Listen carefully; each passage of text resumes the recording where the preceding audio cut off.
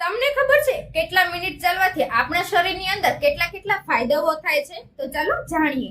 1 minute ચાલવાથી આપણા શરીરમાં લોહીનો પ્રવાહ વધે છે. 5 મિનિટ ચાલવાથી આપણો મૂડ સારો થાય છે. 10 મિનિટ ચાલવાથી કોર્ટિસોલ લેવલમાં ઘટાડો થાય છે, એટલે કે સ્ટ્રેસ ઓછું થાય છે. 15 મિનિટ ચાલવાથી લોહીમાં સુગરનો ઘટાડો થાય છે. 30 મિનિટ ચાલવાથી આપણા બોડીમાં ચરબી ઓગળવાનું ચાલુ થાય છે. 45 મિનિટ ચાલવાથી વિચારોમાં કંટ્રોલ આવે છે, એટલે કે જે લોકો ઓવરથિંકિંગ કરે છે તે ઓછું થઈ જાય છે.